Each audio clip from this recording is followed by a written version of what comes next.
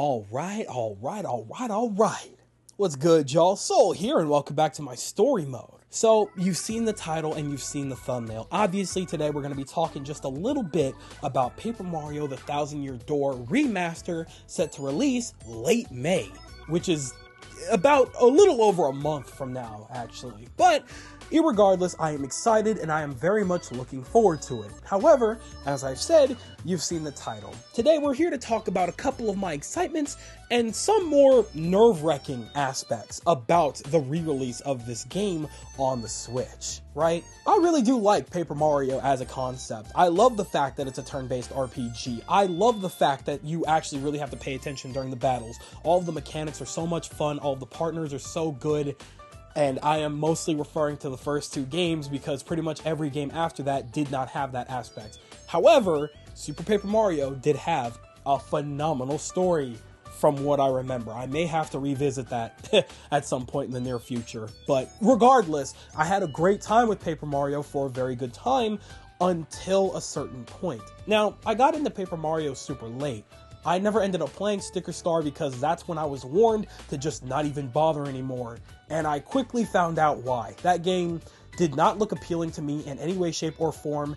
And, you know, comparing it to the other three games that were just back-to-back bangers, I just couldn't bring myself to pick up Sticker Star. So I'm like, alright, whatever. I'll wait for the next one. And then they gave us Color Splash. No. Nah. I was good on that, right? And then they gave us the Origami King. And I was like, you know what? Maybe I'm missing something here. Maybe there's something that I, just don't see that other people see with this style of Paper Mario. Because they've done it 3 times back to back now. So clearly there's something here, right? And I was sorely mistaken. I think that Paper Mario, the Origami King, might be one of the most frustrating, irritating, most annoying games I have ever played. And I'm not saying that because it lacks polish, because its style looks bad or anything like that. The game has a beautiful art style. I love the comedy. The writing is very fun. But outside of that, everything else about that game is just so it's so aggravating because it really showed the mindset of the developers, or at least Nintendo, when it came to Mario and, the property in the world revolving around Mario. It was very frustrating to just have to play through that because there was just so many things that we've wanted to see back in Mario. Not even just Paper Mario, in the Mario series, but primarily in Paper Mario. We've wanted to see a lot of aspects back for years now. Real battle mechanics, real partners, a true story, badges. But we got none of that because they said no for whatever reason. Even though everybody and their mamas can pretty much universally agree that the first 2 Paper Mario games were just back-to-back perfect, they said no.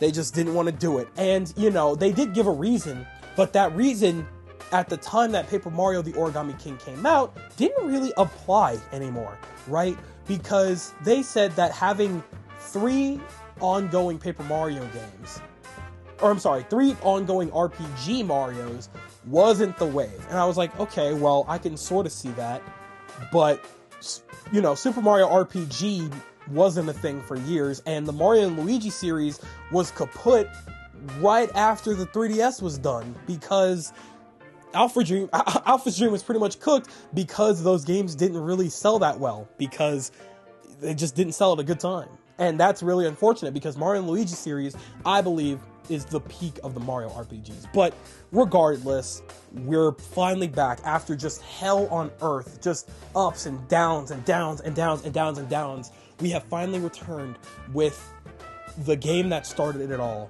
The Thousand Year Door.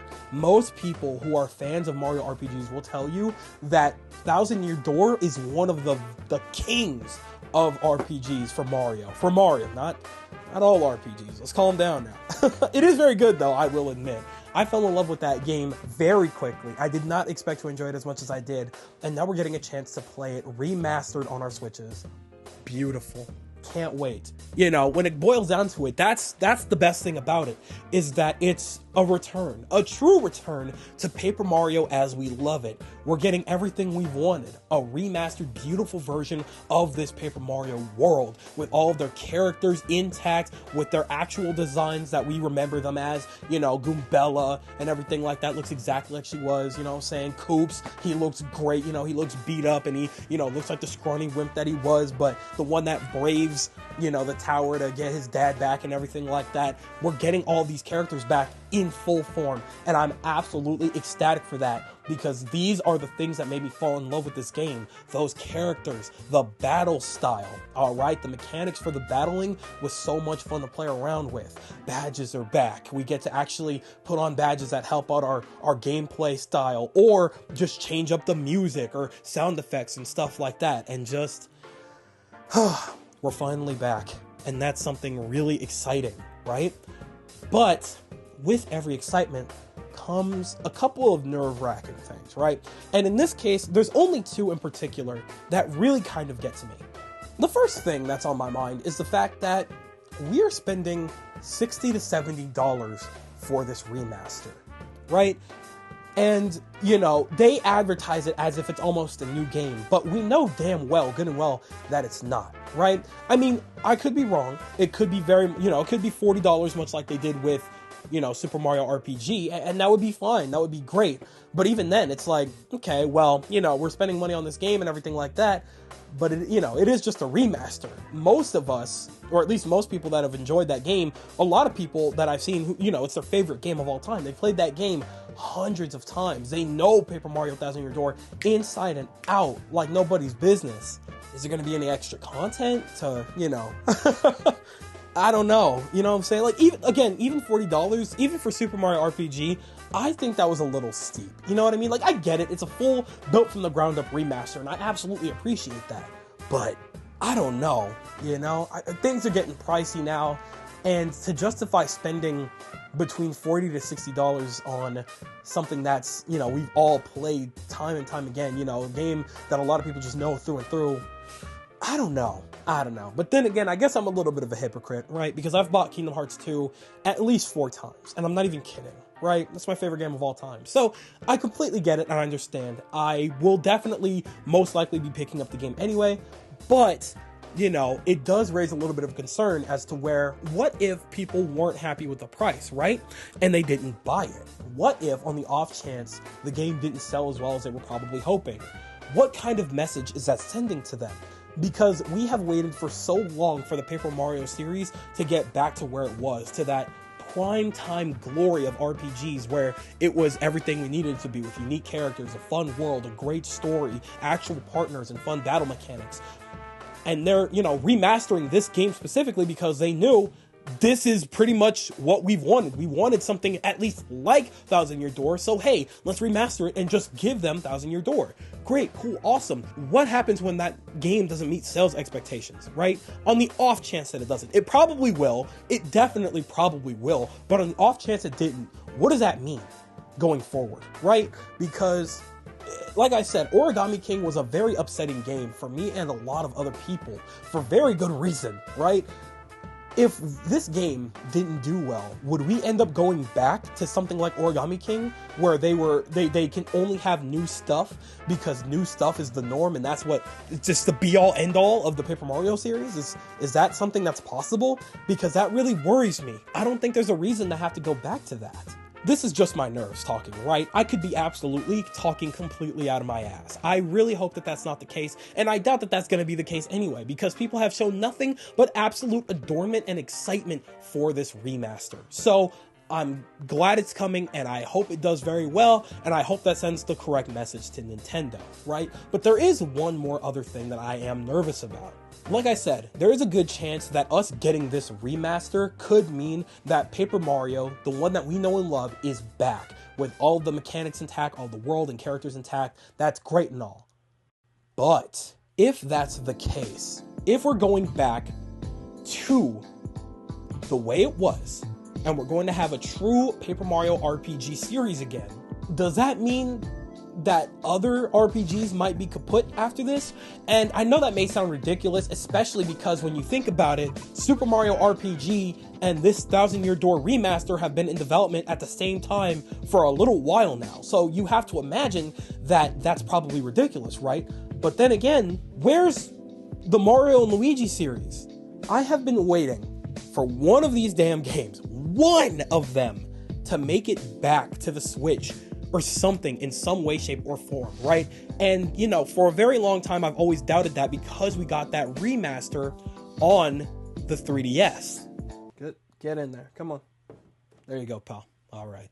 Because of that, and because Alpha Dream is not really a thing anymore, does that mean that them giving us this means that we're going to get our one Mario RPG back and we may not get another Mario and Luigi? Was Super Mario RPG just like a thing that they knew that we wanted and they just figured, hey, it's the end of the Switch's life cycle, let's just throw them a bone, and that's it for the Super Mario RPG series? Or I don't know. We never really got a sequel to that, but then again, most people consider the original Paper Mario a sequel to Super Mario RPG, right? So what's going on with that? Also, another question, why didn't they remaster the original Paper Mario first? Seems kind of weird to me, right? But I guess it doesn't really matter, because at the end of the day, Thousand Year Door is way better, respectfully. But like I said, I think that might just be my nerves talking. That it doesn't really matter at all, because at the end of the day, it's going to be a good time. It's been a very long time since I've played Thousand Year Door, and I'm looking forward to playing it one more time. Maybe a couple more times. It'll be a good game to have whenever I want to play it, ready to go on my Switch, because my Switch probably isn't going anywhere. So it'll be, you know, nice to have like that game in my hands for, you know, whenever I want to play it. You know what I'm saying? So yeah, I'm looking forward to it. That's just my nerves talking. But I really do hope that, you know, that the game sells well and that it sends the correct message to Nintendo that going forward, they can actually get really creative with these Paper Mario games and they don't have to limit themselves like they have been with the past couple entries. You know what I'm saying? And I really do hope that they loosen up and, you know, widen their views and broaden their horizons and allow other games to flourish as well, like another Mario and Luigi game, okay? Because they could absolutely go balls to the wall and make a crazy, completely original Mario and Luigi RPG game for the Switch, and people would eat that up. I don't think they understand that. But with Alpha Dream out of the game now, and no word of them buying Alpha Dream out or anything like that, it's not really looking good. But I guess we'll have to see what happens. For now, we'll set our sights on Paper Mario, the Thousand Year Door Remaster, on May 23rd next month. But I think that just about does it for me. So tell me what you guys think, huh? Yeah, talk into that bad boy. Do you think that I'm being completely insane out of my mind and that, you know, Paper Mario is going to be just fine, the series going forward is going to be great, we're probably going to get more RPGs out of Mario? Or do you think I might be onto something and that they may be really carefully calculating what's going to happen next depending on the sales of both Super Mario RPG and the Thousand Year Door? Tell me everything that you guys are thinking below, because you know for a fact that I'm always going to be down in that comment section with you guys. But with that, it does appear to be skedaddle o'clock. I'd like to thank you guys ever so much for watching. I truly do hope you enjoyed. Do me the greatest favor of dropping a like and a comment, and consider subscribing for more content just like this here. And with that, yeah, I'm gone. So thanks again. Hope you enjoyed. I'll be seeing you guys in the next video. Do me the greatest favor of taking good ass care, and I'll see you all next time.